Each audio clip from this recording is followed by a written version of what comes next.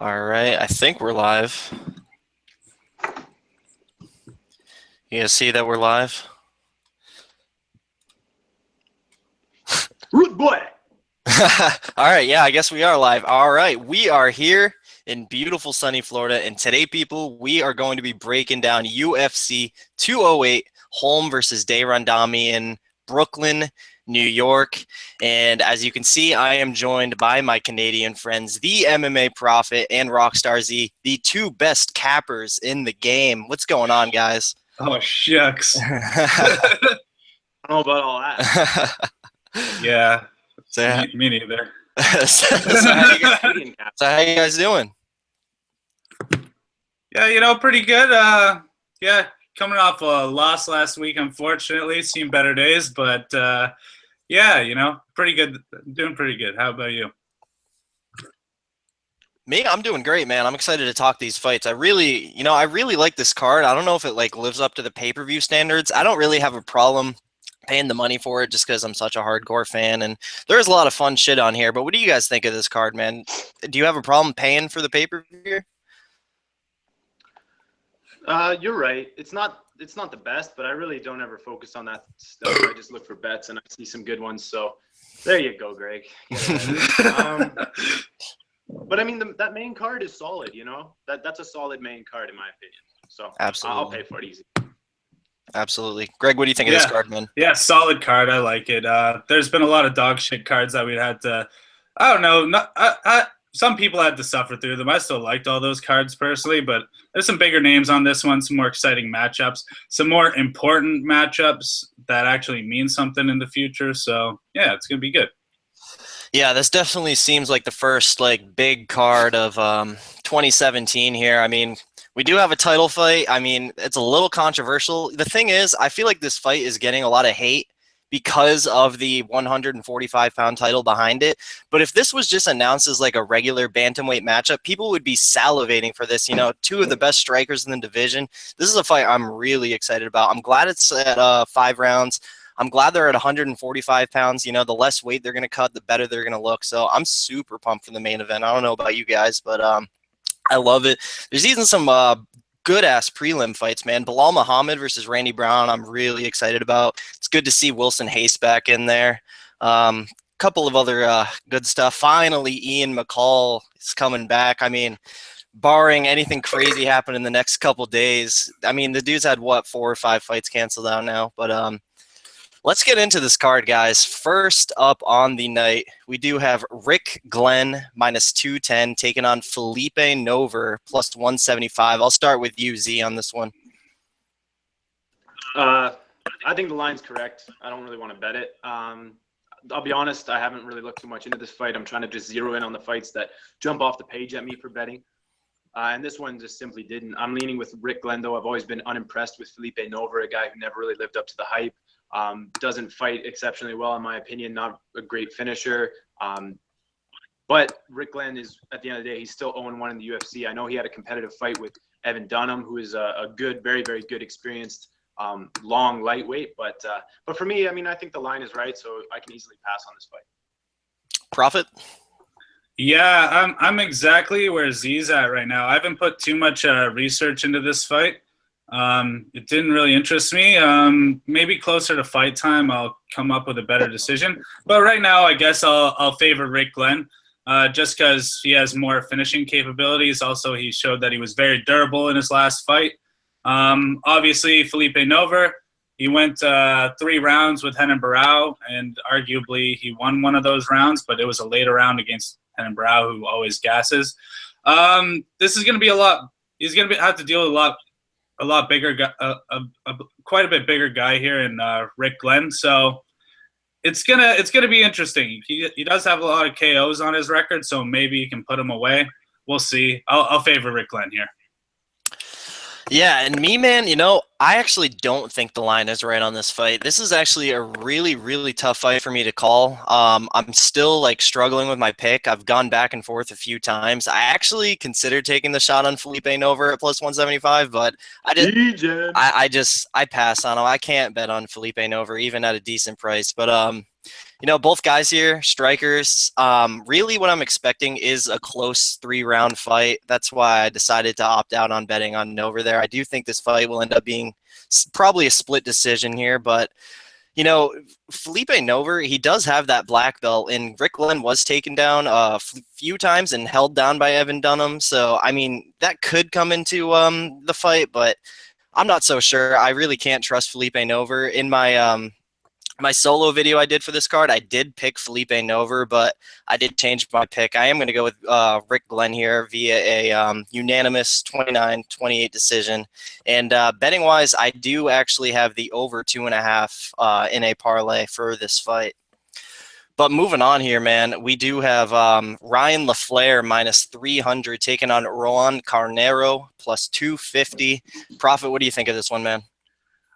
Originally, when I first saw this lineup, I figured, it's going to be a LaFlare grind fest. So I was watching the tape with mindfulness to try and, find an opportunity that Ryan LaFlare is going to capitalize on here.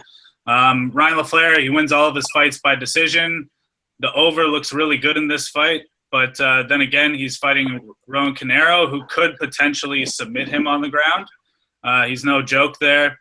Also, Roan Carneiro's an older fighter, so he could potentially get finished here. In terms of betting, it's hard for me to side with either guy. It could go either way. I am going to favor Ryan LaFlare here by a small margin, and I will be looking at betting the over. Yeah, man. For me, I do think the line is a little too high on Ryan LaFlare. Roan Carneiro is a very tricky dude. I think he's a very underrated fighter. I like that guy a lot, man. But this fight really probably is the fight on the card I'm looking forward to the least. I am interested to see what Ryan LaFlare's game plan is going to be here. If he wants to use his wrestling offensively, take Roan down, safely grind him out while avoiding the subs, or if he wants to use his wrestling in reverse and strike with Carneiro. I'm not really sure what he's going to do, but honestly, I think either of those game plans will work out for him. I do favor LaFlare here somewhat confidently. I'm not going to take the shot on LaFlare because, like I said, I think the line is a little too high here, but I do think this is a relatively good fight for Ryan LaFlare. My official pick is Ryan LaFlare via a 30-27 decision. And betting-wise, I also have the over 2.5 rounds in this fight as well and a 2-unit parlay.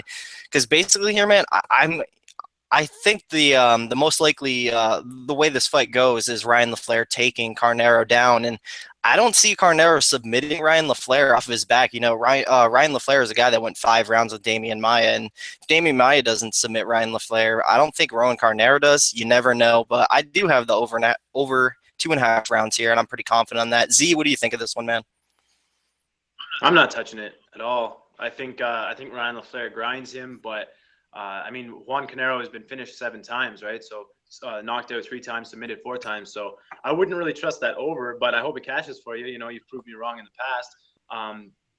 But yeah, this is just another obvious. I think the bookie's onto it. The plus money on Juan is not enough to tempt me, so I can just leave it alone and watch it as a fan. Absolutely, man. But moving on here to the newest fight on the card. The odds just got released for this one today. We got Marcin Tybura minus 170 taking on Dustin Big Pretty Willis plus 150. So I'll start with this one, man. I honestly, from what I've seen, I think this is going to be a bludgeoning, man. I don't think Willis is going to have anything for Tybura here, especially in the striking. Tybura actually is a very good striker in the heavyweight division. He's got some tricks up his sleeve. I like the dude a lot. I actually was going to look at betting Tybura over Derek Lewis when that fight was made. Tybura was a decent sized dog there, and I was decently confident in him, but of course that fight got scrapped, never made again. But back to this fight, Willis, his best strength, in my opinion, is his wrestling, but Tybura has shown some damn good takedown defense in the UFC this far. You know, he defended a majority of the takedowns from Tim Johnson. I think he might have even defended them all. I can't remember, but Tybura's got some damn decent takedown defense. I don't think Willis is going to be able to score those takedowns here. I'm looking at a Marcin Tybura first round KO. But betting wise, I'm just going to go ahead and pass on this fight. Z, what do you think? I agree. And this line is definitely parlayable, in my opinion. I don't really like. For me, like if I'm parlaying, I gotta really trust the guy. It's gotta be very surprising if the other guy wins, and that's kind of the situation, especially at like minus 175 ish, 170. Yeah, minus 170. Like you can put that in a parlay, I think, and I think it's pretty safe. But Justin Willis is a full-sized heavyweight, so it's a dangerous fight. But yeah, I think the skill goes to Marcin. More experienced, you know, and really the only thing that Justin Willis has going for him is he trains at AKA, so he might be well prepared for this fight, but it is on short notice. So I mean, it's just a bad look coming in against you know, like there's a few heavyweight prospects now. We got Ngannou, we got Blades, we got Tybura. So these guys coming up are you know, they're no joke. They're not. It's not the sloppy heavyweight division that we're used to, I think. And I think I think Tybura knocks him out. Prophet. Yeah, I'm staying away from this fight from a betting perspective. Me personally, I don't know. I wouldn't parlay it, me personally, just because I don't know enough about Willis. And we've seen on the last card there were some heavyweights that, you know, they seem to be locks, but exactly.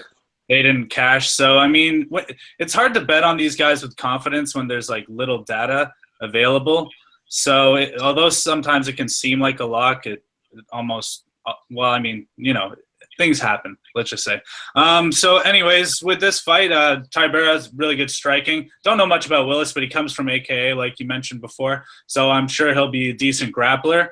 Like you said, though, Marcin Tybura showed pretty good takedown defense. We'll see if Willis can get it there. We'll see if Willis has the tank to, you know, put on a grind fest. I don't know if he does. I'm going to lean Tybura here. He should be able to get it done inside the distance too, I'm guessing. And yeah, we'll just leave it at that.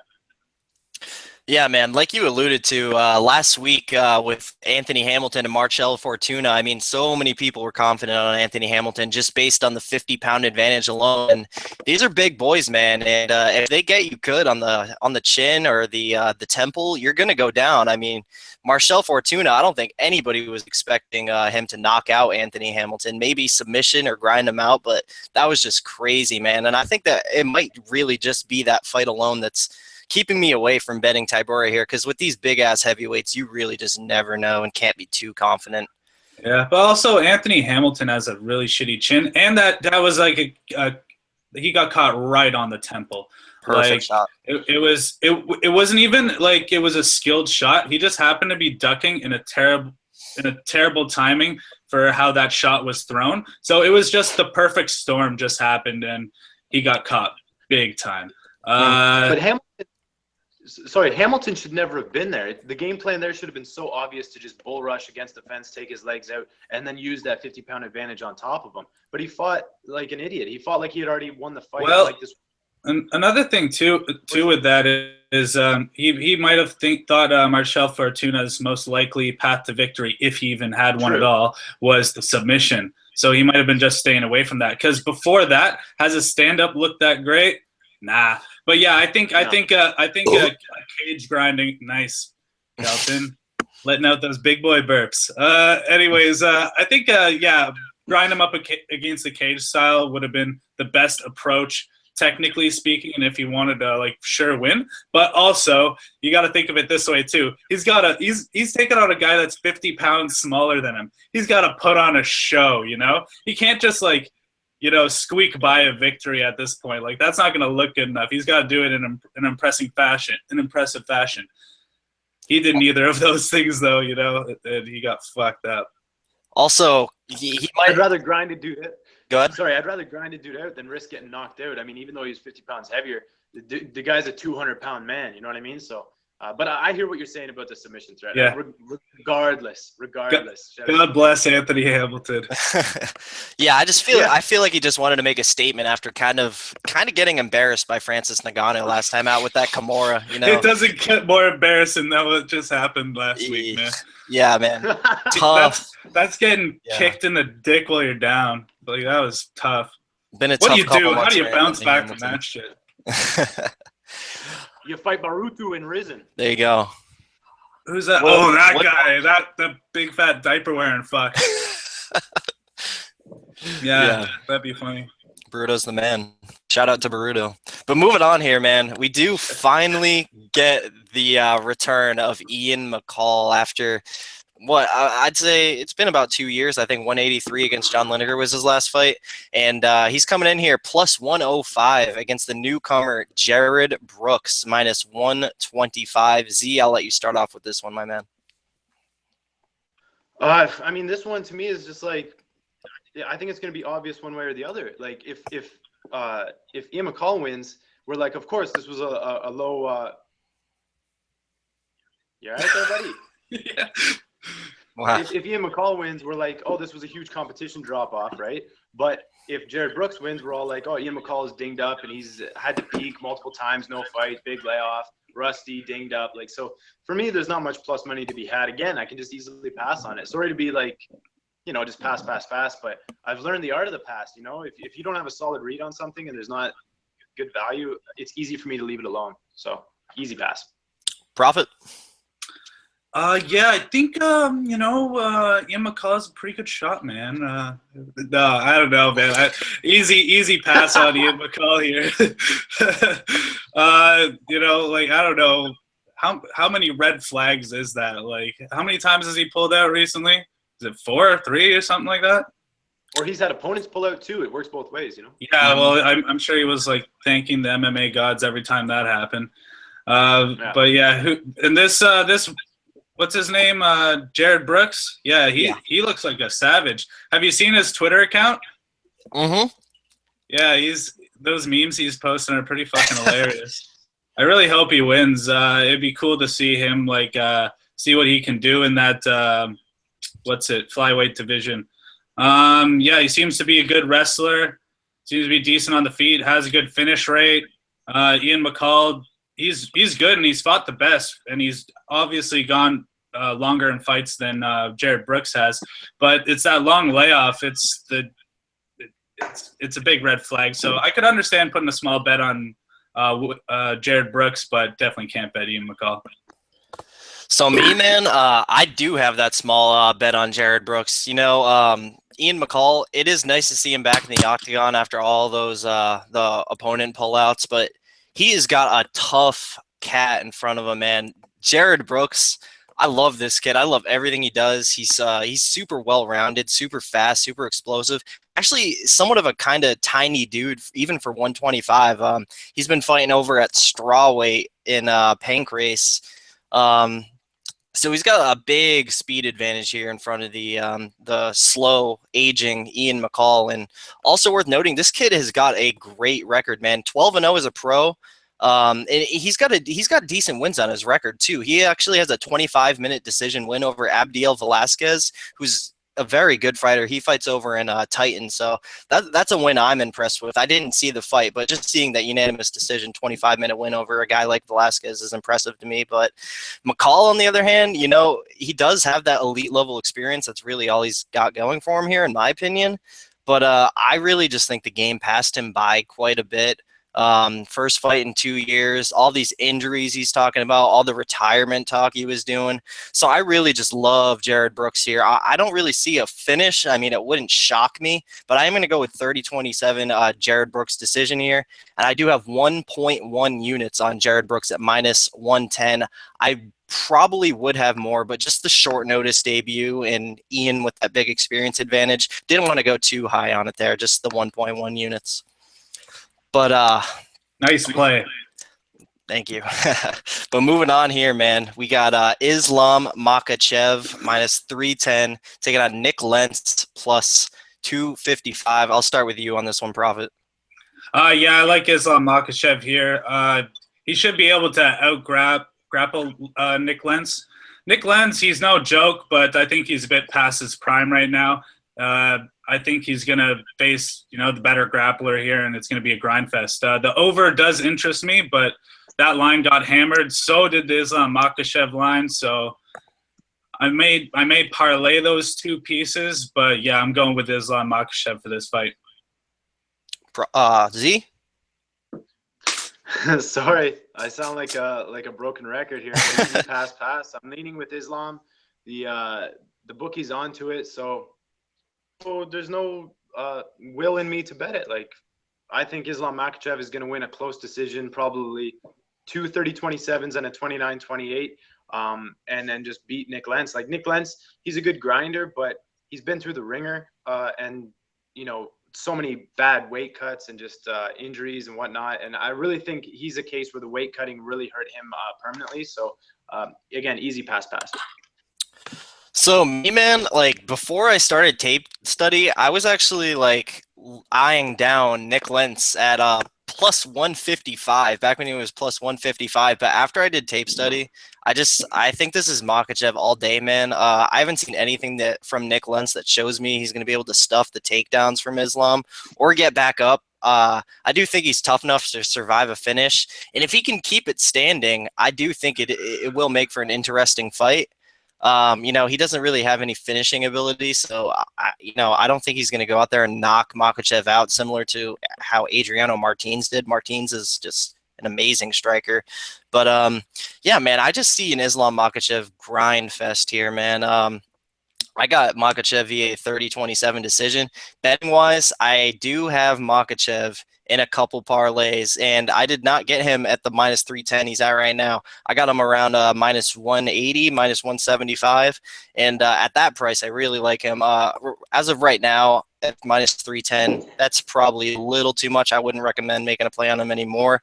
But I also do have the over 2.5 rounds parlayed with the Glenn Nover over. I got 1 unit on that to win 1 unit. But moving on to this next fight here. Biggest favorite on the card, we got Wilson Reis minus 700 taking on Ulka Sasaki plus 500. I'll start with this one, man. Honestly, I think this is just a complete mismatch. It's really crazy what's happened to Wilson Reis. He was supposed to fight for the title at UFC 201, and Demetrius pulled out, so they gave Wilson Reis Hector Sandoval, who he just dismantled in the first round. And Hector Sandoval showed to be really no joke. He had a very impressive win over Freddie Serrano. And now they give Wilson Reis Sasaki, who, in my opinion, he's got some size for the flyweight division, and he's a good scrambler. He's a decent grappler, but I don't think he's a very good fighter.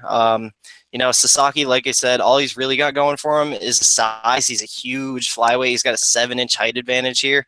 And I think maybe at the beginning of the fight, Wilson can be looking for the takedowns, and maybe Sasaki can defend them just based on his size alone.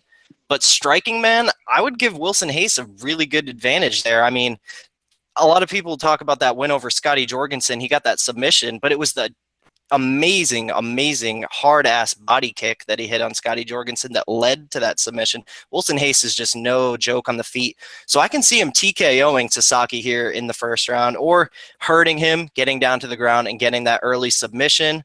The price on Wilson Reis, it's a little high to even just really do anything. A little. Yeah, that was exactly my reaction. I mean, yeah, it's a bit high. Yeah, it's a bit high. Is. But really, man, shout out to the man right here, Rockstarzee and Daniel Levy. I saw them take the under 2.5 rounds here at plus 125. I saw that. I thought about it for a sec. I'm like, man, that looks great. I got to take that there. What's it set at now? That under 2.5 rounds, it is not loading. Plus 102 in DSI. I got minus 115 on dimes. Minus 115? 115? On dimes, yeah. yeah. I'm seeing minus. I might have to refresh. Okay, yeah, that's not bad. Still, either way. I think that's playable, absolutely. But yeah, man. Z, what do you think about this one, man? And Wilson Reis first round sub is my pick, by the way. But go ahead. I think plus 125 is looking really good. Because basically, yeah, shout out. You already gave Dan Levy a shout out. He did hop on this line before me, so props to him for getting on it. He's the first one I saw. But shout out to Ricky of MMA Bro Pick or UFC Bro Picks. Go watch his breakdown because the way he described these two was hilarious. But he's a real funny dude. But yeah, the bottom line is I think Wilson Hayes can get his back and choke him out with ease. I think he's more physical, more experienced. Like you said, he can also outstrike him here. And in my opinion, worst case scenario is Ulka pulls off a big upset and we're like, maybe because he's long and awkward, right? So maybe he does ding Wilson Hayes with something. And Wilson, I have a hunch he's a bit chinny. I'm not willing to bank on that by any means, but I have a hunch he can't take the best shot. And Ulka is kind of an awkward grappler. So I could see this playing out where like Ulka wins. You know, that's why I don't trust minus. No, you can't. Don't lie. You could. No one sees that. Come on. I can see it, man. He's an awkward dude. I'm just saying that's why I prefer the under as opposed to laying him straight. You know what I mean? Like the only thing that I'm worried about here is if Wilson backpacks him for 3 rounds, like a Hanayaya fight. But most likely is like you said, first round Wilson Hayes submission. He beasts him. All areas of the fight game. Prophet. Yeah, I'm just gonna be reiterating what everyone's saying for this one. Wilson Hayes all day in this spot. If you watch a Sasaki Ulka fight, he always starts his fight by rushing in for this takedown with his head down, and that's just it seems to be all he has really is that grappling, and it's not even that good. And he's going up against Wilson Hayes, man. It's just not going to end well. He's going to get reversed. He's going to get flipped over. He's going to get toyed with. I don't know. I don't know if it should be either a round 1 or a round 2 stoppage. I don't know if Wilson Hayes is going to want to play around with him or something. But yeah, either by TKO or submission. Yeah, that's all I have to say. Yeah, and I actually had a brain fart there. I actually do have quite a few parlays with Wilson Hayes in it.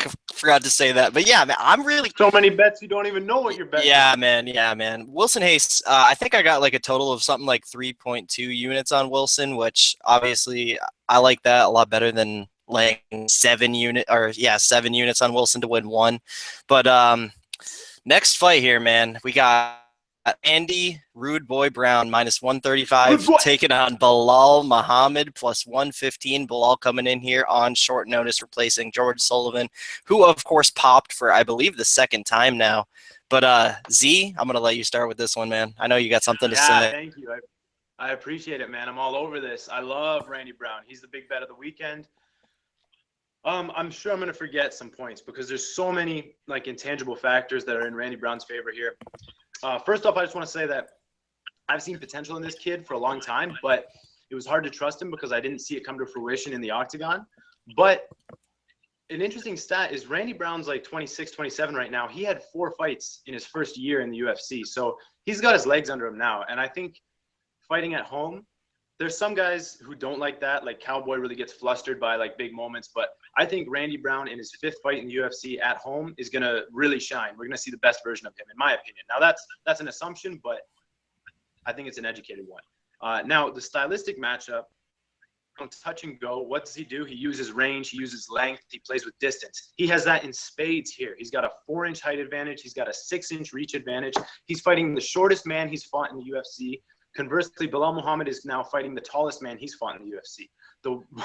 The cherry on top, the icing on the cake here, Belal Muhammad's taking this fight, like you said, Kelton, on short notice. Now, that's a big deal because he just got knocked out 3 months ago. Bad. Got knocked dead by Vicente Luque. Caught him with a beautiful counter left hook, put coffin nails in him on the ground. Bad shots. So what has Belal been doing? If he's ready for a fight, he was in the gym too soon. If he's taking the time off and resting his head, he's coming in off the couch. One way or the other, I love fading him in this spot. And I don't know. I'm running out of things. Oh, and Randy Brown's Jamaican. I think Jamaicans scrap. I think they're fast. I love betting on them. What else do I have to say? And Jamaican. The thing is, people look at the Montano fight that Randy Brown had and say, oh, he struggled, yada yada. Well, I'm pretty sure he choked him out. So he won the fight. He was sick. And Belal Muhammad went to a 3rd round with Montano's brother on the same night. So it's just if you're calling Brown bad for that, I don't buy it.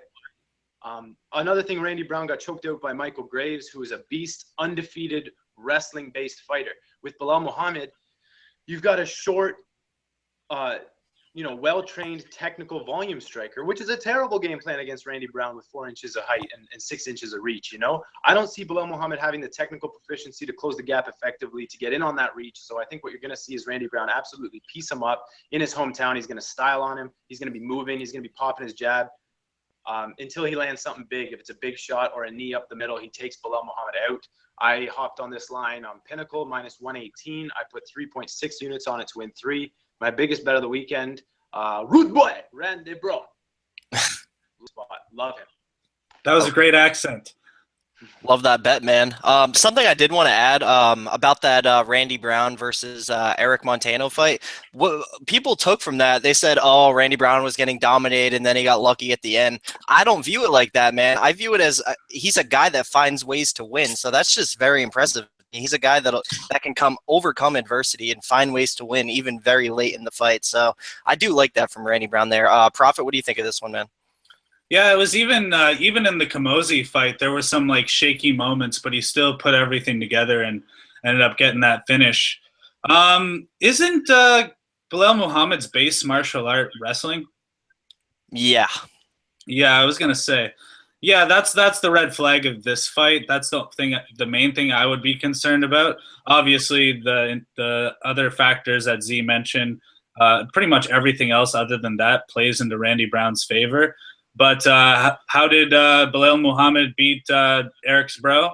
By wrestling. How did Randy Brown get if it went to decision, he could have arguably lost it in that fight. And let's say it didn't go to decision and he didn't get that submission, he would have lost via wrestling. So he's kind of not that great off his back, but he does have the skill to pull off a submission. Seeing as that's Belal Muhammad's base martial art, I could see him winning this by wrestling. It's a pass for me. But yeah, but also the biggest highlight of this matchup is Belal Muhammad's coming back way too soon after that KO. You should give yourself a solid 6 months. I'd give yourself a year, but I mean, these guys got to make a living, so they want to be back in as soon as possible. Also, both these boys are New York natives, so it's a New York card. Belal Muhammad wants to get back in there. He probably sees Randy Brown's going to be definitely his not probably the worst guy he's fought so far in the UFC. But not to say Randy Brown's bad, but I just think that Vicente Luque and Alan Jouban are better fighters. Actually, okay, Eric, that Montano brother is probably worse. I'll give he's 100% worse. Oh, definitely worse. But the people he's lost to are better than Randy Brown, in my opinion. So yeah, I do see a path to victory if Belal Muhammad can control and wrestle. So I'll play devil's advocate. I'll go with Belal Muhammad here.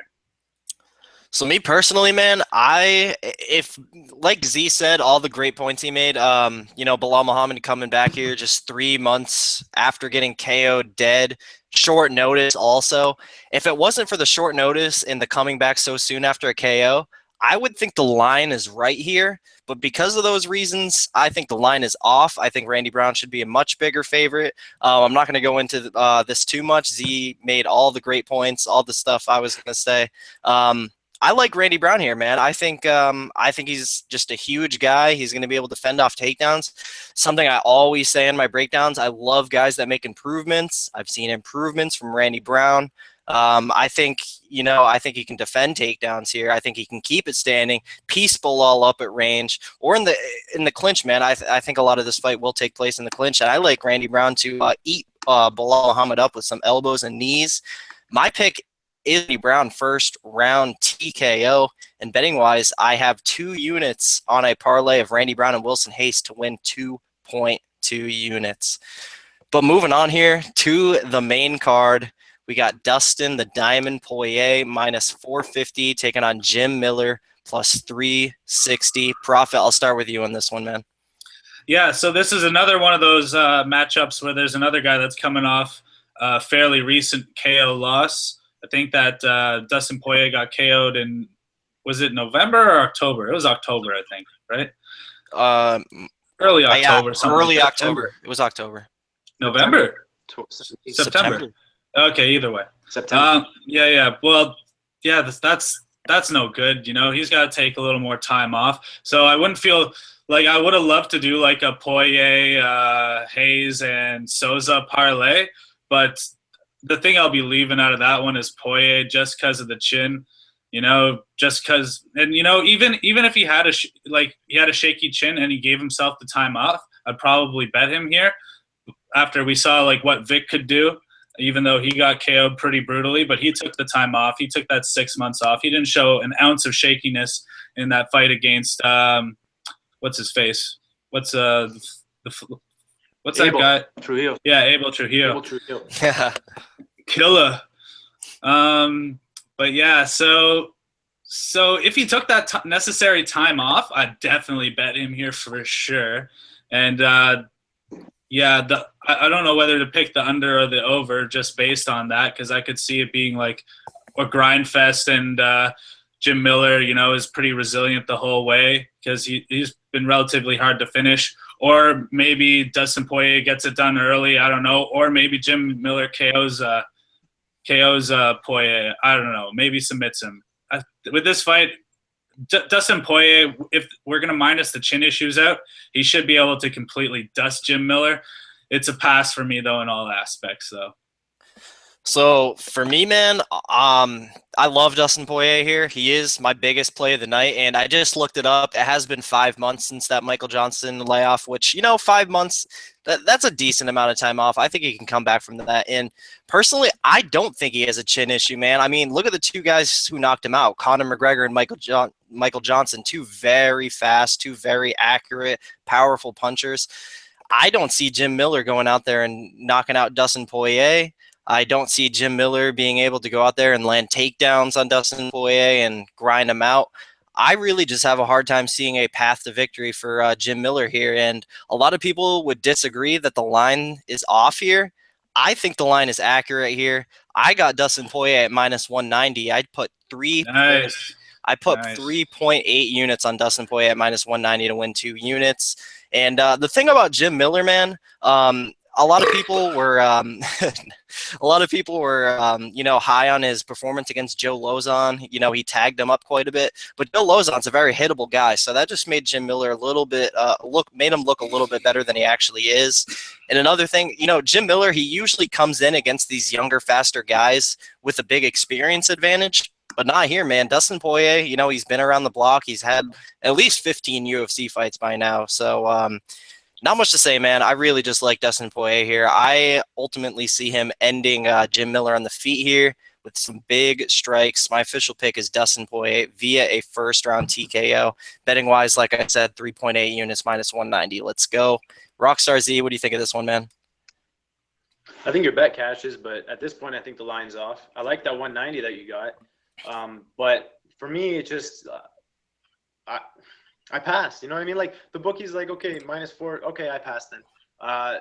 Yeah, Dustin Poirier should be able to ding him up. He's got youth. He's got length. Like you said, he's experienced as well.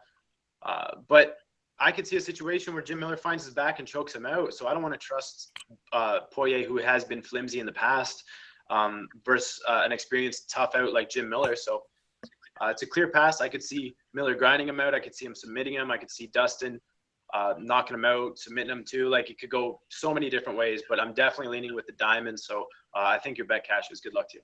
And yeah, I hope your bet catches too, Kelton. But do you honestly think that Dustin Poirier does not have a chin issue? No, I don't. Like you haven't seen, like even back in before the McGregor fight, even McGregor was pointing it out, like that he always dropped to one knee in every one of his fights. The chicken dance. He does the fucking chicken dance. The fucking chicken dance. Okay, even if he does have a chin issue, which you obviously think the wind and he takes a knee. Is Jim Miller a guy that you really think can take advantage of that? No. I'm not disagreeing with you there. I'm just saying, can we? You gotta admit that he has a bit of a chin issue. I disagree, man. Okay, you're allowed to. But moving on here to a fight I'm actually really, really excited about. We got Glover Teixeira minus 220 taking on Jared Cannonier plus 180. I'll start out with this one, man. Like I said, I love this fight. You know, you got the veteran former title challenger in Glover Teixeira taking on, I mean, I don't know if we can really call him a rising contender. He's, you know, he's 1-0 in the division, coming off a decision win over Ion Cutelaba. They're definitely putting him on the fast track here. I don't know if the big boys thought, you know, they see something in Jared Cannonier here. Not really sure why they're giving him this fight, but, you know, I like it, man, because I think this is a very winnable fight for Jared Cannonier, and that just gives you a much-needed contender in the 205 division. And stylistically, I mean, this fight's awesome, man. I really like it. I'm super excited for this fight. You know, Cannonier, he's got some big power, man. He's knocked guys out at heavyweight. And, you know, Glover Teixeira is coming off that 13-second KO. It was against Anthony Rumble Johnson. But, you know, Jared Cannonier is a guy that can hit hard. I doubt he hits as hard as Rumble Johnson, but the dude does hit hard.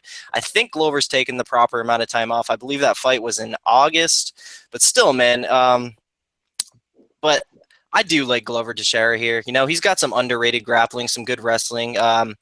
He's taken some damn good guys down, guys much better than Cannonier, and Cannonier did get taken down a few times by Ion Cutelaba. So I like Glover's chances here to get it to the ground. I like his chances here to get that submission. I absolutely could see Cannonier getting the KO, but I absolutely could see Glover getting that submission. But I'm going to go with Glover Teixeira via first round submission. Betting wise, I'm passing on either guy at this point. If I was going to take anything, it would be Cannonier at plus 180. And I do have this fight to not go the distance in my fuck it parlay of the week. Z, what do you think of this one, man? I like that doesn't go the distance. I like that bet. Yeah. For me, the line in the sand is Cannonier at plus 200. I'll probably be tempted into a bet there.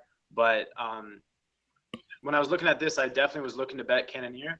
But that wrestling and that jiu-jitsu game of Glover is no joke. And if he fights smart, he can get it done. My thing here is, you know, what's Glover coming in here for? You know, like he's already been to the top. He's coming off a knockout loss. Not saying his chin is cracked, but it could be. And against Cannonier, like he might be taking this fight just because he wants to sling some leather with a guy in a steel cage, you know? So if he comes in and fights for fun, that's a bad look because Jared Cannonier is a pretty slick striker. You know, I like the way he fades away from shots. I like how he's light on his feet, especially at these heavier weight classes. And he's the younger, fresher guy, in my opinion. Let me check when that well, that Cutelaba fight was December 3rd, so he might be a little dinged up from that, if I'm being honest. But at least he's been more active, right? So, yeah, I mean, I'm trying to bet on Cannonier, but it's not a solid spot by any means. There are definite dangers and threats that Glover possesses. He has crisp hands, but by the same token, he's almost a plodding boxer, you know. So I do like the movement, like I said, of Cannonier, but I respect Glover's ability and especially his submission ability. But I mean, I'm pretty sure Cannonier is a purple belt, if I'm not mistaken, if I'm not just talking out my ass. I don't know about that. I thought I heard that, so I don't know. Yeah, this is probably going to be a pass, but at plus 200, I'll see if the Killer Gorilla can get it done for me. Prophet? Yeah, I like Jared Cannonier here, but I also I put a bet on Jared Cannonier, and that was when the lines dropped, and that was kind of an impulsive play. I think I got it at plus 150, whatever the price was when it just got out. But the more I look at it, Glover Teixeira definitely has a real shot. I was just thinking, coming off that KO loss, you know, maybe his chin's not the same, especially to an older fighter. You know, the age and getting knocked out doesn't hold well for him. With Glover Teixeira as well, he's like his style. He doesn't really like to take it to the ground as much in later fights. He seems to want to stand and bang. He keeps saying that I keep hearing that his idol's Mike Tyson, and he just wants to come in there and take off their head. And you know, if it gets out of that round one, I'm sure he'll probably mix in the takedowns and stuff because he'll be like, okay, maybe I'm not just gonna put this guy away striking. Maybe I'll have to grapple with him. But that first round, I expect it to be fireworks. I expect Cannonier's movement to be in and out, trying to avoid those bombs, trying to have some reactive ones of his own. No one really engaging too much in the clinch, mostly just keeping it a boxing, kickboxing match. And I think Jared Cannonier does have a good shot to land one of those bombs. Also, he didn't put away Ion Cutelaba. I bet the inside the distance in that fight, and yeah, it didn't cash. I also bet Jared Cannonier, and that was a nice play because I think it was at plus 180 when I got it, something like that. So that was nice. But the inside the distance, like Ion Cutelaba's chin is really good, man. Like that guy knows it when he fights. Like he puts his chin out there and he doesn't give a fuck. He just comes and throws. But yeah, he's young too. You know, that maybe it won't always be there, or maybe it's like a John Lineker where you can like snap his neck and he'll still be coming at you. I don't know. He could be one of those guys. Jared Cannonier definitely isn't one of those guys, so he could get caught with a bomb. He has been KO'd by Sean Jordan, but like we were talking about before with the placement of the Anthony Hamilton punch, it hit right on that temple. It wasn't to say he's chinny or anything. It just happened to hit on that sweet spot behind the head right up here. So, yeah. So I definitely like the inside the distance prop here. I think either one of them could easily KO each other. And I think, obviously, Glover has a good potential in the later rounds to get a submission here. I'll probably be betting inside the distance, and I'm going to be honestly looking at the under, too, because I expect it to be fireworks in that first round, the way they both fight. All right, man. Well, moving on here to the featured bout on the prelims. We got Jacare Souza minus 550 taking on Tim the Barbarian Boetsch plus 425. Z, what do you think of this one, man? Gator time. Pass, easy pass. Come on, I bro. got Jacare, of course. You know, he's just he's a real reptile. You know what I mean? He's emotionless. He's ridiculous, strong, freak jiu-jitsu. You know, hits hard, has definitely improved his punching ability and his striking ability. And I think this fight's going to look a lot like the end of the Tim Boetsch versus Talis Ladies fight. Ronaldo Jacare by arm triangle. However, Tim Boetsch is a dangerous guy. He is the Barbarian, and he knocks dudes out with short shots from weird angles. So this could be an upset. But if you want to take the poke on the upset, I would take that Boetsch by KO for 10-1. That's where you try Boetsch if that's the side you're leaning. Can't see him winning a decision, but he's just a dangerous guy, you know. So I don't want to lay minus 550. But this is Jacare, you know what I mean? And another thing to note too is in his last fight with Vitor, I thought he would be gentle to Vitor because they're both Brazilians and all, you know. But I thought he would submit him. He beat the piss out of Vitor from top. So I think Jacare is like angry right now that he's not getting the respect he deserves in the UFC. And I think he comes in mean and just takes Tim down and beats the piss out of him, like via ground and pound. So you can use Jacare in your DraftKings teams if you play that. I don't really see a betting opportunity if you like Jacare, but if you want to gamble and you like Tim Boetsch, KO for 10-1, does he have a 10% chance? Maybe, you know. Prophet? Yeah, I think Jacare is a good parlay leg. Him and, like I was saying earlier, him and Wilson Hayes. I'd like sugarcoat them on any bet just to sweeten that cash. Yeah, I think and why the Wilson Hayes line is a bit bigger than this one. Is it still at minus 650 for Wilson Hayes and minus 525 for Souza? It's minus 700 on dimes, yeah. For Hayes. Yeah. Nuts. That's nuts. There's still money pouring on. But you want to know why? Because not even Sasaki has a puncher's chance. Not even a puncher's chance. And he ain't getting that sub. Like it's just one of those things where it's like it's such a sure thing. But this is MMA. Anything can happen. So I wouldn't be surprised if I wouldn't be like crazy surprised if Sasaki Ulka did something. But yeah, I would. I'd be so surprised. It's not happening. And yeah, so Tim Boetsch But Greg, yeah. Sorry, if Sasaki wins, it's via finish. He's not winning a decision, right? And yeah. Wilson submits him. But you could use the same logic the other way, Well, he's not going to finish him, so he's going to get a decision. No, it's not going to – either way, it's not happening. You know what I mean? No, but you can't just say just because he's not going to do this, the more likely one is this. Like, they're both equally not likely. Like, you know what I mean? Like, okay, that's fair. That's what I'm trying to say here. So, yeah, the way logic can be bent is funny. But with Tim Boetsch, I can totally understand why the line isn't replicating the Wilson Hayes line, and it's because he's got that puncher's chance. Like one shot, like let's say Jacare comes in there, guns ablaze, and wants to really make a statement here. Boom, gets caught. Like who got caught? Like Rockhold against Bisping, something crazy like that. And I think the line right now is identical to that. Wasn't Rockhold a minus 500 in that fight?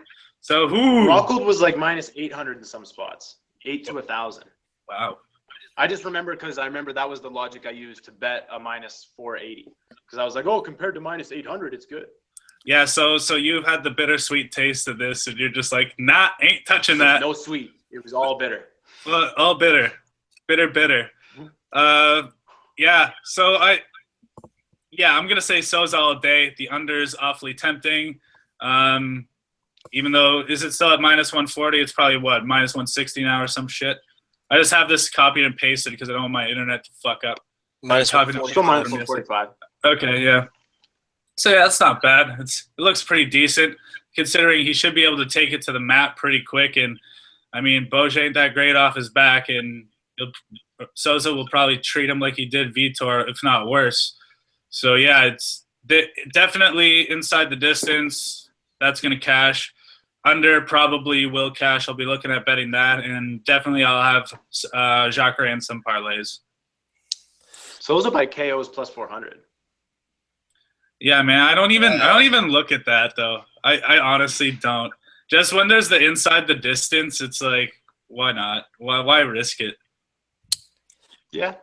Because what, like, sure, he could have him on the ropes and he could be not seeing shit, and then that neck's out there. Oh, I'm gonna grab the neck. But if you think he's gonna punish him worse than Vitor, you know what I mean? Like if you want to play that angle where what? So sorry, what's the KO at again? What'd you say? Plus 400 for Souza. That is fucking. I don't like him. Sprinkle, you know. That is fucking tempting. Yeah. I don't like that. Why not? You don't like it, Kelton? I don't think he's going to stand with Boetsch. I think he's going to take him down and sub him. So if you take a guy down, you can still beat the piss out of them with your hands. I think just it's more likely he wraps up an easy submission. I don't think Tim Boetsch is going to put up much of a fight with the grappling. But like that's the thing. 20%. To improve your position in grappling, in MMA grappling anyways, the easiest way to do that is strikes to the head to daze them, to get that neck.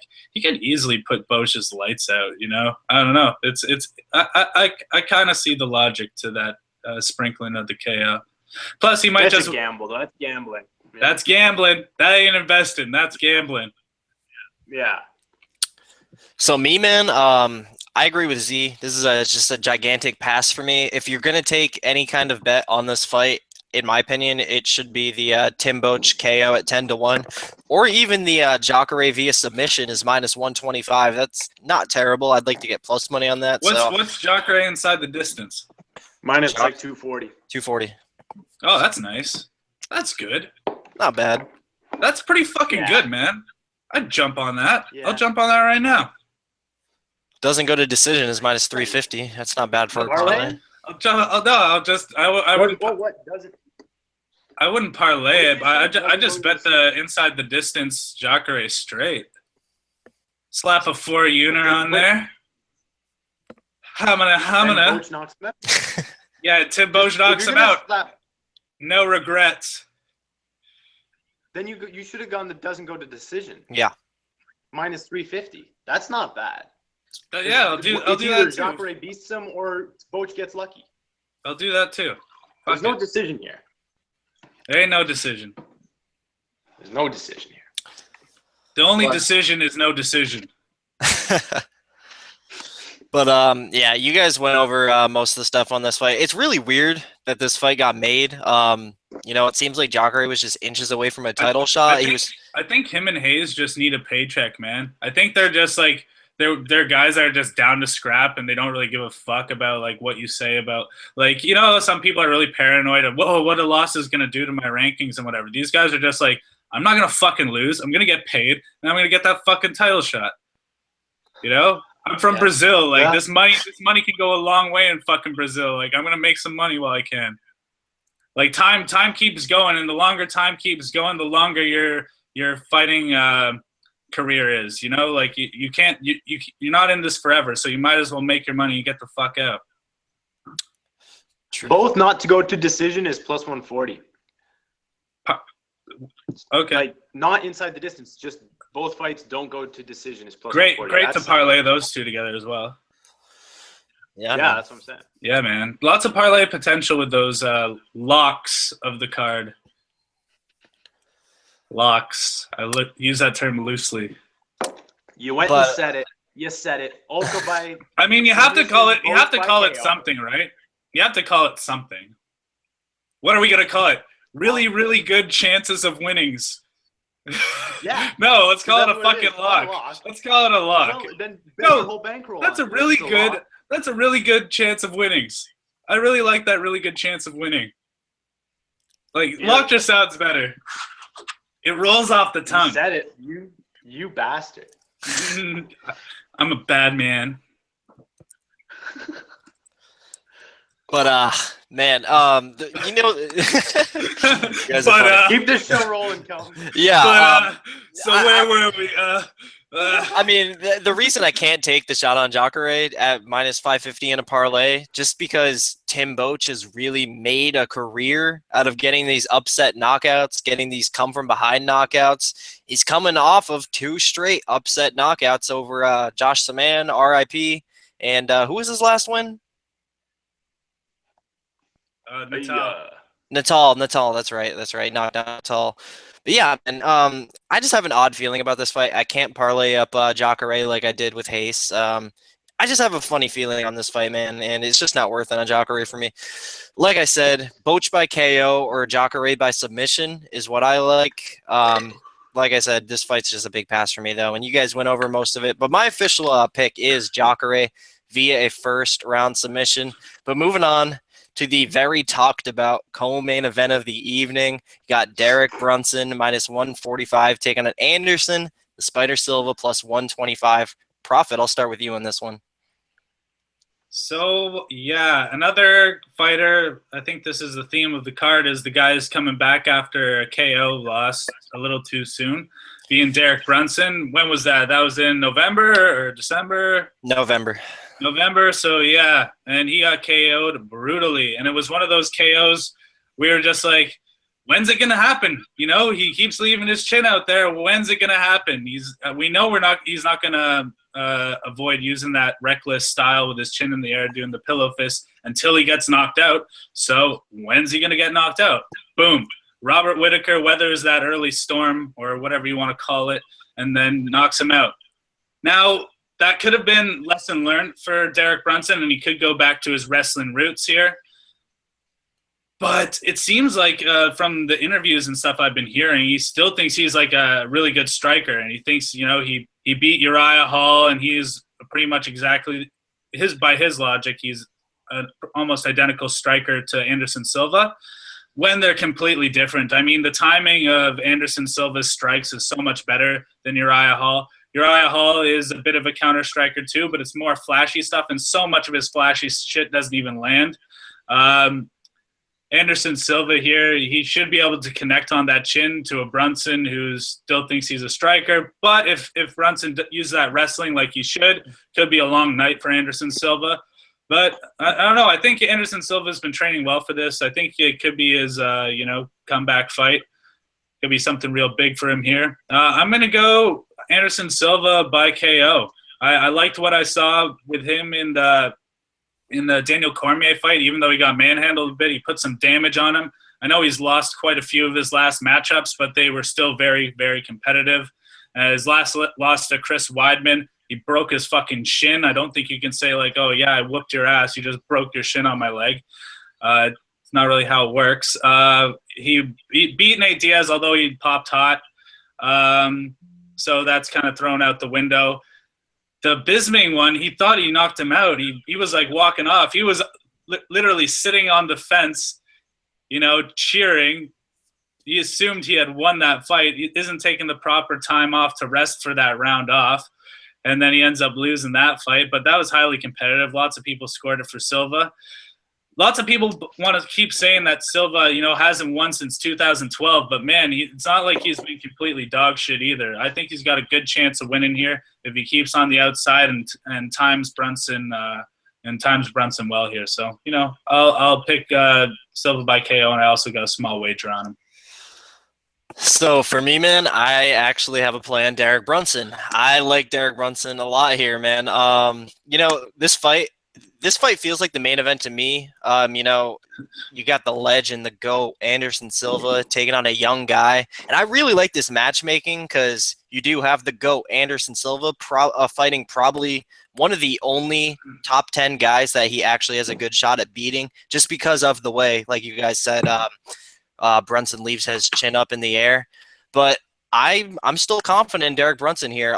You know, when it comes to the striking, yes, Anderson is the more technical striker. Absolutely. I don't think anyone's disagreeing with that.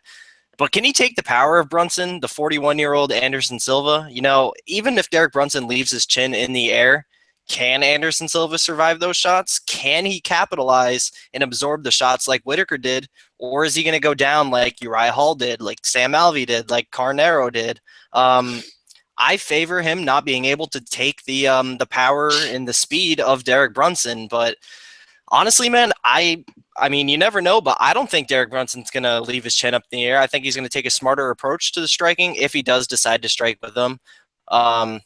You know, he knows it fucked him in his last fight. So I kind of have a hard time seeing him making the same exact mistake again, but you never know. But, you know, if Brunson decides to wrestle with Anderson Silva, all that striking stuff doesn't even matter. I don't see Anderson Silva being able to defend takedowns, and I don't see him being able to get back up unless Derek Brunson is just not doing anything.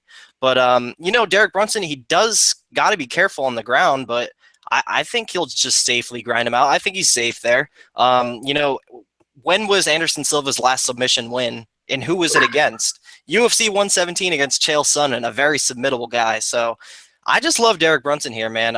It's just been a very gut feeling to me ever since the fight was announced. Love Derek Brunson. I'm going first round TKO, but a submission or a decision would not surprise me.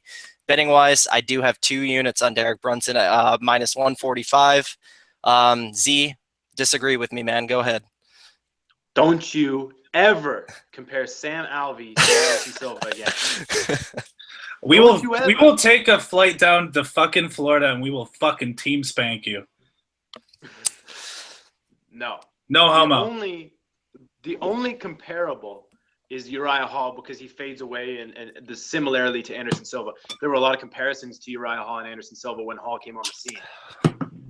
But do you know about all the intangibles here? Brunson was just knocked out. He was dinged up bad. He's not training at Jackson's anymore. He's out of his garage. He doesn't have the gas tank to grind him out if he chooses to all of a sudden revert back to his wrestling roots. And he whether it's wrestling or striking, he comes in like this.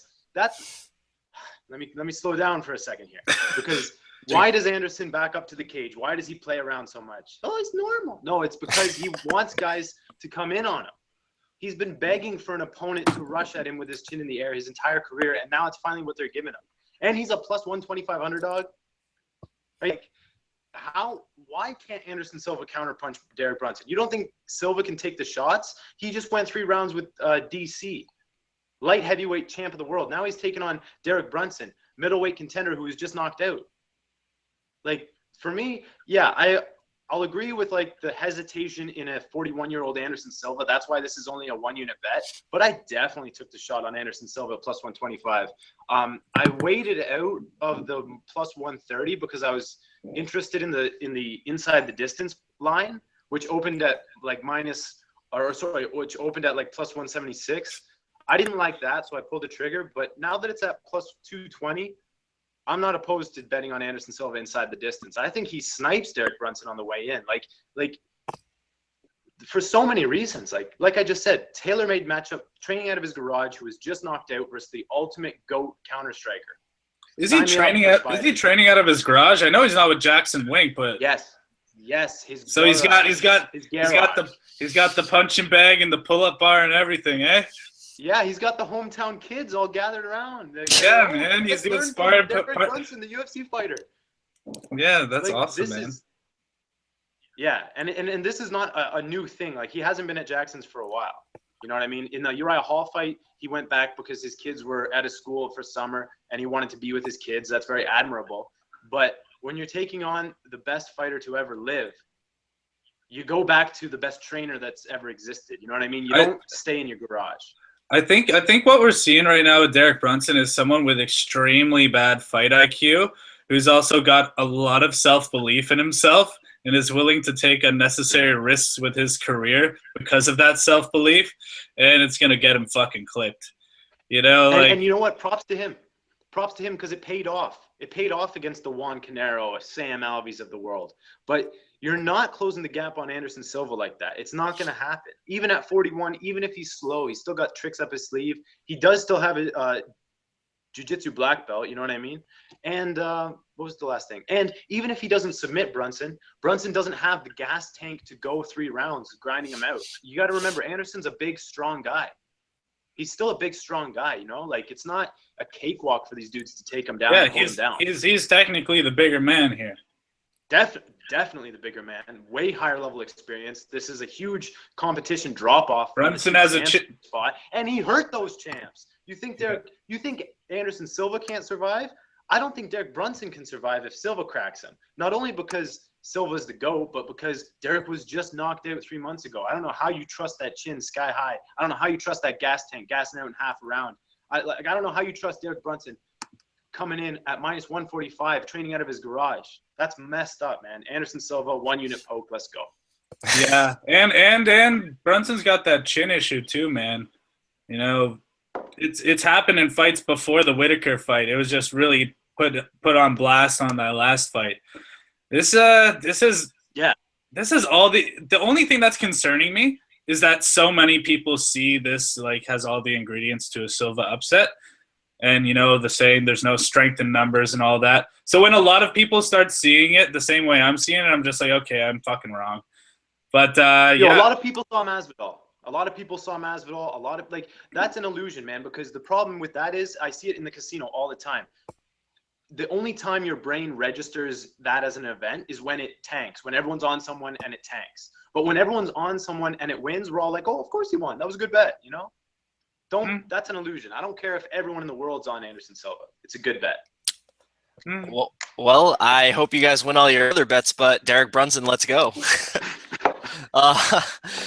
Moving on to the main event here. We do have Germaine de Randamie minus 130 taking on Holm plus 110 for the inaugural women's featherweight championship of the world. And we might have some more strong disagreements here. I really like Germaine de Randamie here. You know, this, like I said at the beginning, at the top of the show, this fight is getting a bit of hate, but that's literally just because of the 145-pound belt behind it. Stylistically, it's fun as hell. I'm glad it's 5 rounds. I'm glad it's at 145 pounds where they have to cut less weight. But, you know, I do think we're going to see a better version of both women here. But how they match up, maybe I'm missing something here. Maybe I'm just missing something. But I really like Germaine de Randamie. Obviously, both these women are strikers, but I really like what I saw from Germaine de Randamie more. I think she's got more tools offensively. I think she's got more tools defensively. She's got a size advantage. She's got a reach advantage. She's got a youth advantage. Also shown more finishing ability than Holm. Holly, really her only finish in the UFC is against a woman that just charged after her, and that's not something Germaine de Randamie would do with her striking pedigree. And I just think Holly is going to have yet another frustrating night trying to find her range against, yet again, another striker with more tools. And that last fight was against Valentina Shevchenko, another great kickboxer who is much smaller than Holm, whereas Germaine de Randamie is larger than Holm here, man. So striking, I love Germaine de Randamie to, you know, get the better of Holm striking here. Even if it's just by a little margin, I think she's just going to be just one step ahead each time of the way.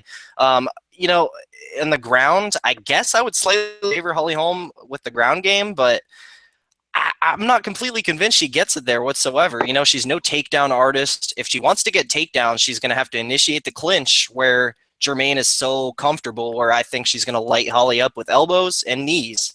You know, you can make the argument that Germaine hasn't beat anybody good, but she did beat the girls that she was given in the exact way she was supposed to.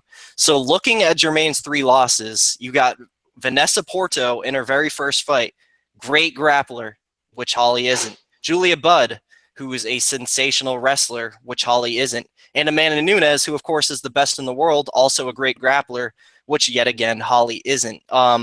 Also, we've seen the best of Holly Holm. You know, she's been training full-time at Jackson's her whole life, but she is aging and, in my opinion, regressing as of now. And whereas Germaine, she's always had a part-time job, and now after winning that last fight, she got that life-changing 50K. She's training full-time for this title fight, and I think we're going to see the very best Germaine de Randamie we've ever seen. So for me, I really think Germaine's got a lot going here. I love her in this spot. My official pick is going to be Germaine de Randamie via a 3rd-round TKO. And betting-wise, I do have 1.5 units on Germaine to win, or 1.5 units at minus 125. And I also have 2 units on not Holly in the distance in a parlay with the LaFlare over. Z, what do you think of this one? I agree with you, buddy. Nice. I think a lot of people are just looking at this fight on paper and saying, "Oh, Germaine hasn't beaten anybody good." But look at that fight on paper, Holly Holm's record. Like, when has Holly Holm ever beaten a good striker in the UFC? The best, I guess, would be Raquel Pennington. You know, and that was really competitive. That wasn't like a clear win. Yeah. You could argue Raquel won that fight. Yeah, for sure. A lot of Holly Holm's fights go that way. You know what I mean? Like, up until the Ronda fight, which was like basically what she had been training for the whole time. You know, like her whole MMA career was Ronda Rousey's the champ. I'm formulating a game plan to just butcher her. And then when she did that, she kind of fell off a cliff. She lost to Miesha Tate. She lost to Valentina Shevchenko. Now, I'm not saying that Germaine de Randamie is the submission artist or wrestler that Tate is, nor is she the counterpuncher that Valentina is. You know what I mean? But I just don't see a good striker on Holly Holm's record that she's beaten. So, yeah, I like it. I think, like Kelton said, Kelton made a lot of good points. Germaine's younger, longer, taller, hits harder. And people will say, like, oh, she only knocked out Anna Elmos. What's that mean? But I'm like, okay, at least she beasted Anna Elmos, whereas Holly Holm was having competitive fights before Ronda. You know what I mean? And it's not just on paper. It's how she throws her strikes. She's a Dutch-trained kickboxer. Like, everything to me looks fundamentally sound. She throws hard shots. And I can definitely see a situation where she kind of just walks Holly down. Now, of course, people will say, oh, well, Holly's been training at Jackson's with Izzy Martinez. But if you're going to assume that the boxer transitioned to MMA fighter in Holly Holm is all of a sudden going to switch gears and be a takedown artist, that's an assumption. Now, I agree it's somewhat of a safe assumption to make because she is at a good camp, good game plans, yada, yada. But at the end of the day, it is an assumption. And Germaine de Randamie is the younger fighter. And I'm not willing to say, like, who's to say that Germaine hasn't made improvements in her takedown defense? Like, you got to remember, Amanda Nunes was 4 years ago, three and a half years ago. You know what I mean? So she very well could be improved since then. And why was Amanda taking her down? It was because she didn't want none on the feet. So, like, to me, I can't really trust Germaine unless I'm getting plus money, just because that takedown issue is a threat, but it's not Holly's strong set. So I'm definitely not going to count on Holly to do that. And striking wise, Germaine has more firepower. She's got the length, the height. I've said it, yada, yada. And I'm not willing to limit Germaine to the level of competition that she's dusted. So yeah, I like this matchup for Germaine de Randamie. Oh, one more point. This was the point I wanted to make is this is Germaine's biggest fight of her life. You know, like, she's coming in here fighting a former champion for a belt of her own. And what's Holly Holm doing here? She's just trying to win another belt. Like, she's already reached the top of the mountain, in my opinion. So, like, I see Germaine coming in with more motivation, younger. She just won that fight in Holland, and apparently Holland exploded with popularity for MMA. So she's riding that momentum. And I focus more on stylistic advantages. And I think Muay Thai here is going to prevail. I like Germaine de Randamie. Prophet? Yeah, It's going to be a pass for me betting wise. From the limited footage I've seen of Germaine de Randamie, I haven't really researched this fight much, but when I saw Germaine de Randamie fight, I was like, this girl's a fucking killer, man. Like she could really finish. But then again, the level of competition argument will always come up, and styles make fights. You know, maybe Holm will be able to stick and move, stay on the outside, stay away from that power. I don't know, you know, with this matchup, obviously lots of people are saying that, like you guys alluded to, that Holm's going to take it to the ground and this and that. But if she even gets it to the ground, what's she really going to do there? You know, is she going to finish it there? That's No. more about takedown defense and jiu-jitsu game. Like, that's a big weakness for her, and that's why I can't trust her. It's not so much that Holm has the ability to do anything. Yeah. But another thing too is I don't think Holm's going to be able to finish it there, although she could. Maybe I'm wrong. We haven't seen much of her ground game, but and it's against probably the person out of all that she's fought that's the weakest on the ground. I'd say that's pretty safe to say, as far as the UFC goes. So I don't see her finishing it on the ground. So that means it goes into the next round, and they'll be standing there. And then, you know, de Randamie is going to be ready for that takedown again and just going to be trying to light up Holm with strikes. She's definitely – I think she's one of the more aside from Nunes, she's going to be the most powerful striker she's fought on the feet. Yeah, it could go either way. I like the de Randamie play here. I'm going to have to do a little more tape study to really lock that one in there. Plus, and why I wouldn't feel comfortable betting on Holm again is there's all these what she could do, what she should do, this and that with her.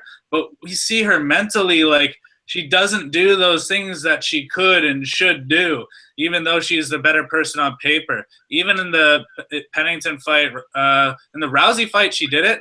But like Z was saying just a minute ago, it's because she's always had that she's always been training to fight Ronda. She has that template down.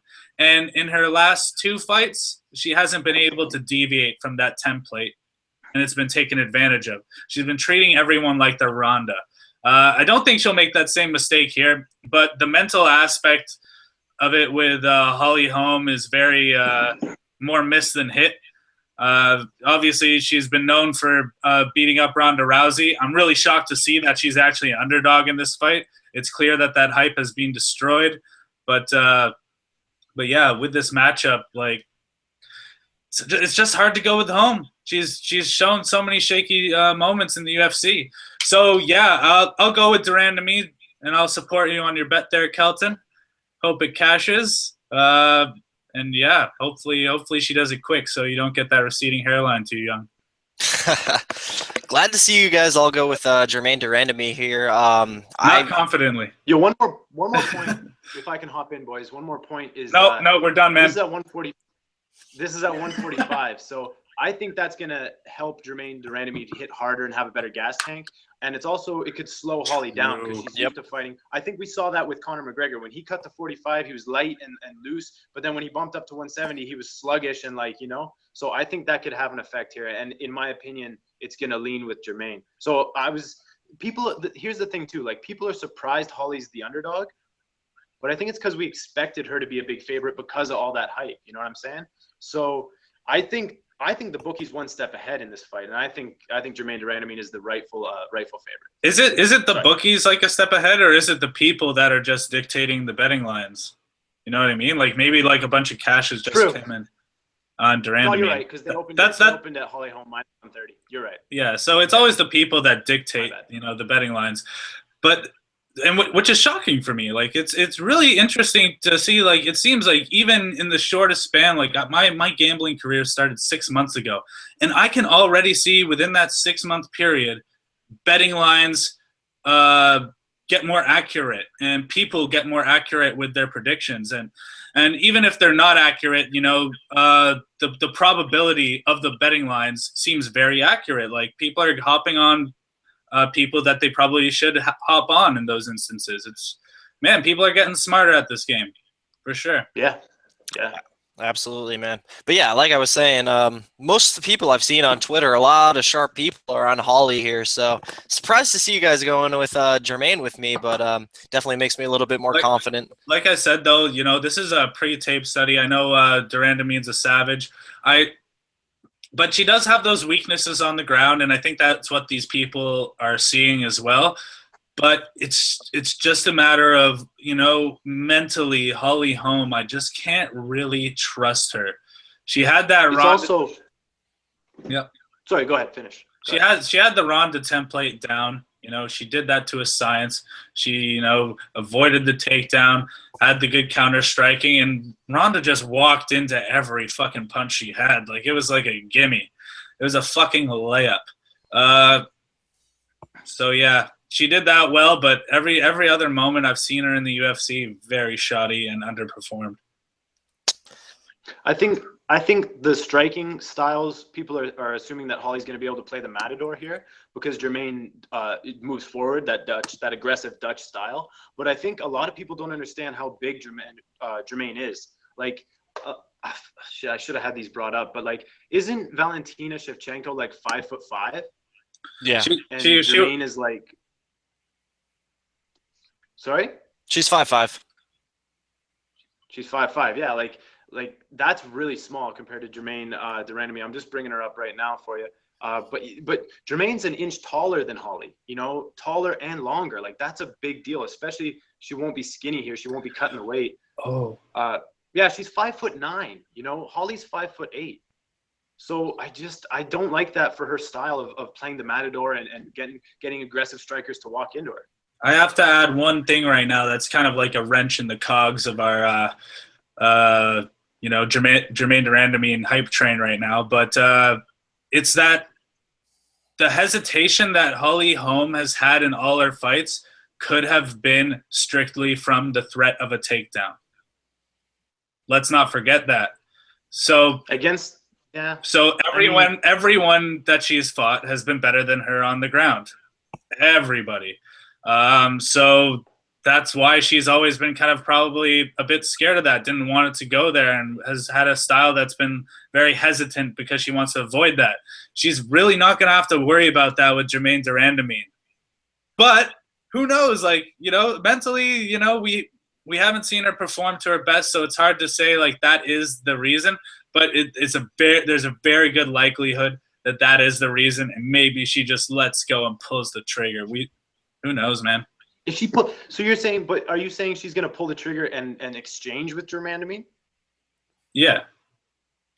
Then that's great for Germaine, because she hits harder and she's longer. The best thing Holly can do here is play the Matador and run away and do that you make a lot of noise when she's striking. You know what I mean? I don't think she wants none of Germaine on the feet. Germaine hits hard. Yeah, absolutely. Yeah, that could be very well true, but I mean, you gotta remember she is a professional kickboxer. She's seen quite a bit of shit, I'm sure. Like, she probably feels pretty comfortable. Yeah. Like, she probably feels she's pretty. A boxer. She got knocked out 3 times. She probably feels pretty comfortable on the feet as long as there's no threat of the takedown, whether it's for her own good or not. But maybe we'll see a lot less gun shy. Yeah. And maybe, you know, head kicks are real. You know, they can happen. Any one of those fighters could knock each other out with a fucking head kick, you know? Yeah. So, yeah. I don't know. And I mean, for all this talk, I don't. We spent way too long on this. I can't really say shit as a gambler. Yeah. But I mean, I don't. Plus 115 is not enough for me to be tempted into a Holly Holm bet. No way. No. All right.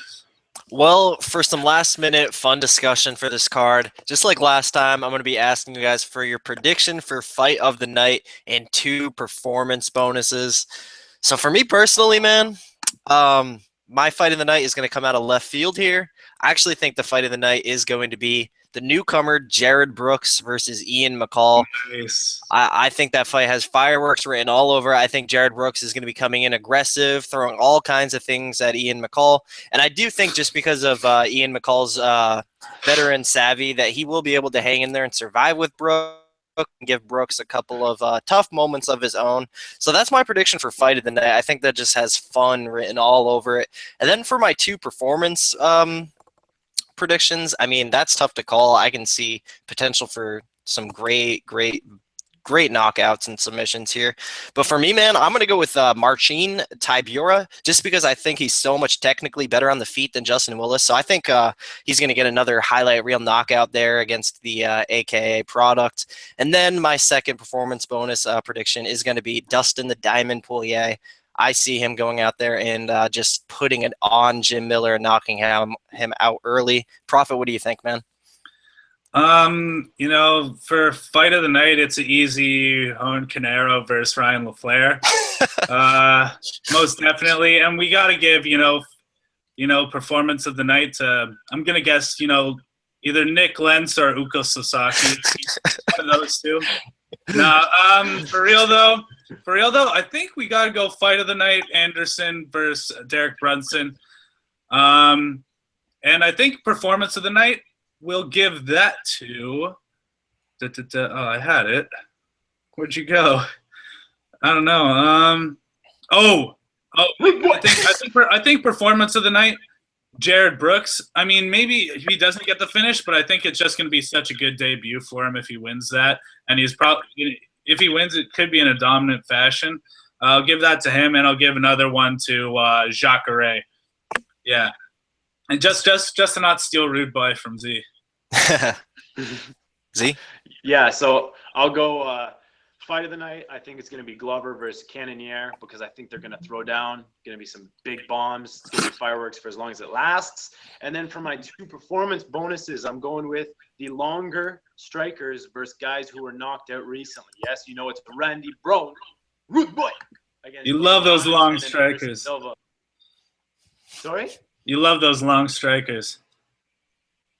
I do, man. I think especially if you use it in MMA versus a guy who needs you to exchange at their range. I love that dynamic. I've played it time and time again. It's the classic Conor versus Aldo. Classic.